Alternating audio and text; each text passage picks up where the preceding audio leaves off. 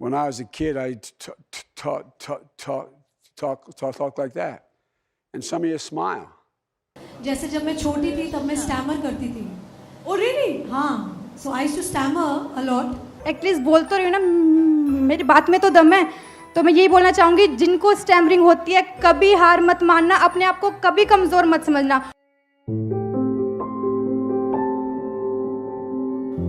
Hello, मेरा नाम मोहन डांड है और मैं एक स्पीच थेरेपिस्ट हूँ। और आज मैं आपको बताऊँगा एक ऐसे विषय के बारे में जिसे आप अक्सर देखते हैं और सुनते भी हैं, जिसे हम स्टैमरिंग बोलते हैं और हिंदी में उसे हम हकलाना बोलते हैं, जो एक ऐसी सामाजिक बुराई की तरह लोग उसे देखते हैं। और कैसे मैंने उस चीज़ को फेस किया, तो इसके बारे में हम आगे बात करेंगे। और कैसे मैंने इस चीज़ को ओवरकम किया और मुझे किस किस कठिनाइयों से गुजरना पड़ा, आज हम इसके बारे में बात करेंगे। तो मुझे याद है वो पल, मैं अपने दोस्तों के बीच खड़ा था और हम सभी अपनी अपनी बातें एक्सप्रेस कर रहे थे। और जब मेरी अपने एक्सप्रेस करने की मेरी बारी आई, तो मैं एकदम स्टक हो गया। जो मैं बोलना चाहता था वो मैं बोल नहीं पाया और मुझे इतना इन्फीरियर कॉम्प्लेक्स हुआ कि एकदम मैं डिप्रेशन में चला गया। और मेरे दोस्त वो मेरा बहुत उन्होंने मजाक उड़ाया और मेरे ऐसे ऐसे नाम डाल दिए कि ये हकला है, ये तोतला है, और ऐसे बहुत नाम जो मैं भी आपको स्क्रीन के सामने नहीं बोल सकता। और ऐसे मेरा ये दर्द भरी कहानी मेरी शुरू हुई। उसके बाद फिर मैंने अपने घर वालों को बोला, मम्मा मुझे प्रॉब्लम है, मैं अपने अच्छे से बोल नहीं पाता। और जैसे कि मैं मिडिल क्लास फैमिली से हूँ, तो बोलते हैं कोई बात नहीं, ये प्रॉब्लम कुछ खास नहीं है, जब तू बड़ा हो जाएगा तो ये प्रॉब्लम अपने आप ठीक हो जाएगी। तो मैं भी कन्विंस हो गया, ठीक है अपने आप होगी। बट हुआ इसके ऑपोजिट। वो जो हमारे समाज में देसी टोटके होते हैं, मैंने वो भी किए।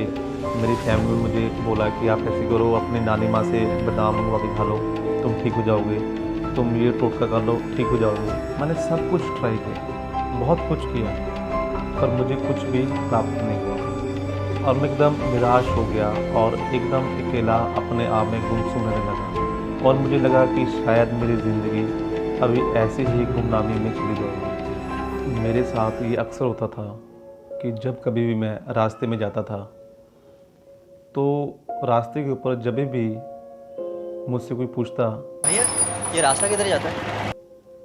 तो उस समय मैं एकदम मेंटली अपसेट हो जाता और मेरे माइंड के ऊपर इतना प्रेशर पड़ जाता कि मैं कैसे इसको रास्ता बताऊँगा, क्योंकि मेरी हार्ट बीट इतनी फास्ट हो जाती, क्योंकि मुझे इतना डिप्रेशन था और इतना अपने आप में मैं अंदर में ये एक्सेप्ट कर चुका था कि मैं एक बहुत बड़ा स्टैमरिंग का पेशेंट हूँ। जब मेरी प्रोफेशनल लाइफ शुरू हुई, तो मैंने काफ़ी जॉब्स के लिए ट्राई किया और मैं जॉब्स के लिए बिल्कुल एलिजिबल होता, मेरी क्वालिफ़िकेशन एकदम परफेक्ट होती।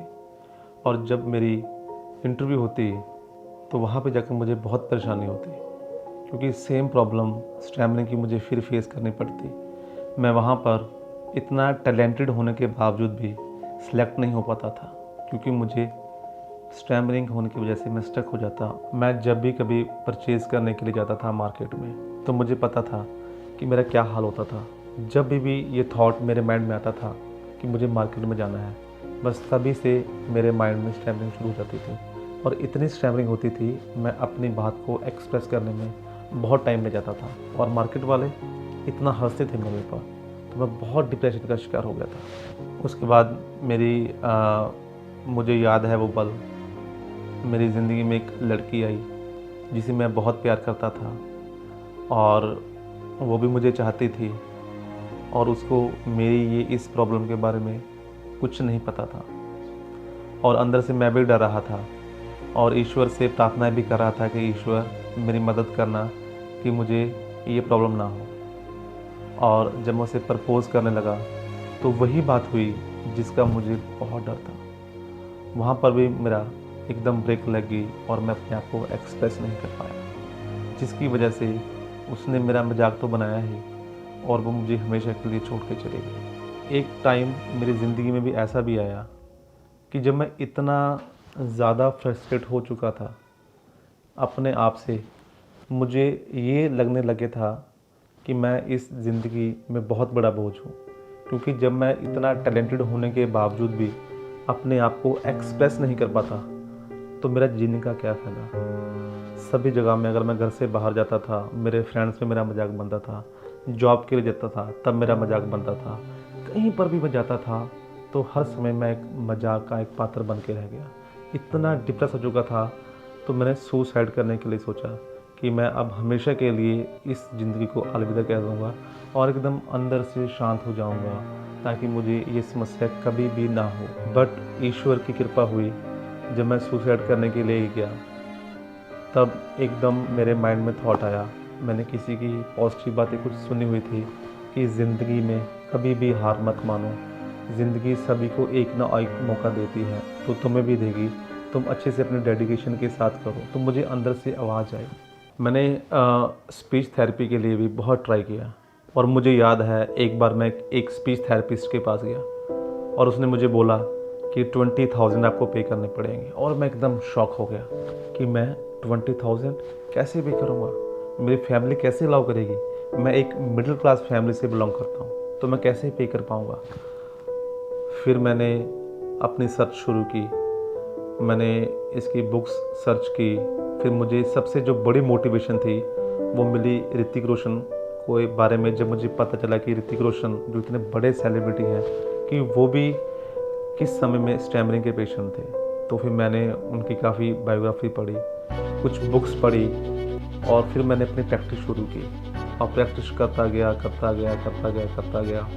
और एकदम डेडिकेट हो गया। मुझे ये था कि मैंने अपनी प्रैक्टिस खुद से करनी है, एकदम जैसे मैं 6 मंथ के लिए बिल्कुल अंडरग्राउंड हो गया।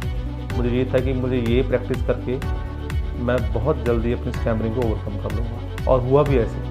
और मैं तकरीबन 15-20 दिन 21 दिन में मुझे थोड़ा सा अच्छा लगना शुरू हो गया और फिर मैंने और डेडिकेशन के साथ इसको अच्छे से किया और डे बाय डे मुझ में इम्प्रूवमेंट आती गई और मैं प्रॉपर टेक्निक्स फॉलो करता गया और विद इन 6 मंथ मैं इस स्टैमरिंग की प्रॉब्लम से 100% क्योर हो गया। तो आज मैं बहुत सारे लोगों को स्पीच थेरेपी देता हूँ और 100 ऑफ पीपल स्पीच थेरेपी ले चुके हैं और ठीक भी हो चुके हैं। ये मेरा मिशन है कि पूरे इंडिया को, पूरे वर्ल्ड को स्टैमरिंग से मुक्त करना है।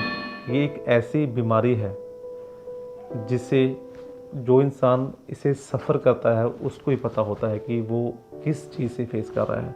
बट मैं एक रिक्वेस्ट करूँगा हमारी सोसाइटी से भी, आप प्लीज़ जो लोग इस चीज़ से सफ़र कर रहे हैं आप उसका मजाक मत बनाइए और आप सपोर्ट कीजिए आप उन्हें, ताकि वो इस चीज़ से ओवरकम कर सकें और अपने आप को वो नॉर्मल इंसान समझ सकें। क्योंकि हमारे वर्ल्ड में एक सर्वे हुआ था, all over the world 1% people stammering करते हैं। तो हम जैसे वो इंसान हैं तो हमें भी ये प्रॉब्लम हो सकती है और हमें ऐसी बहुत सारी प्रॉब्लम होती है, वो हम सबको पता है। तो हमें इंसान होने के नाते सभी का दर्द समझना चाहिए। तो बस मेरा मिशन यही है कि जो कोई भी ये वीडियो देख रहा हो, चाहे वो स्टैमरिंग का पेशेंट हो चाहे ना हो, वो एक डेडिकेशन के साथ इस चीज़ को समझ पाए कि एक्चुअली में स्टैमरिंग होती क्या है और इसे हम ओवरकम कैसे कर सकते हैं। और जो स्टैमरिंग से सफ़र कर रहे हैं आपको घबराने की कोई बात नहीं, क्योंकि जो बाइडेन जो अभी करंट अमेरिका के राष्ट्रपति हैं, ऋतिक रोशन जो बॉलीवुड के बहुत बड़े सेलिब्रिटी हैं, सिमीरा रेड्डी और ऐसे बहुत सारे सेलिब्रिटी हैं जिन्होंने अपनी स्टैमरिंग को ओवरकम किया है। आपको पता है कि जो बाइडेन हैं वो आज भी स्टैमरिंग की क्लासेस फ्री में देते हैं। क्यों? क्योंकि उन्हें पता है कि स्टैमरिंग के पेशेंट का दर्द क्या होता है। तो इसीलिए मेरा भी यही मिशन है कि पूरा वर्ल्ड स्टैमरिंग से फ्री हो। बट प्रॉब्लम क्या होती है इस चीज़ से सफ़र करते हैं, क्योंकि हमें सभी को एक इंस्टेंट रिजल्ट चाहिए कि बस मैंने आज यूट्यूब में एक वीडियो देखी और बस उसको 3-4 दिन ट्राई किया और मेरी स्टैमरिंग बस ठीक हो जाए।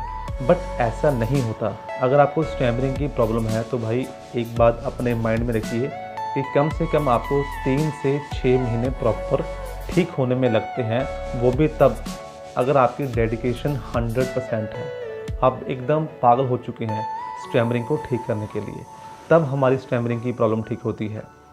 क्योंकि मुझे याद है कि मैं 6 मंथ के लिए बिल्कुल अंडरग्राउंड हो गया था, पागलपन था मेरे अंदर कि मुझे स्टैमरिंग से ओवरकम करना है। तो इसीलिए आप घबराइए नहीं, पेशेंस रखिए। और मैं 100 ऑफ पेशेंट को ठीक कर चुका हूँ by the blessings of God. तो आप भी ठीक हो सकते हैं, बस पेशेंस रखिए।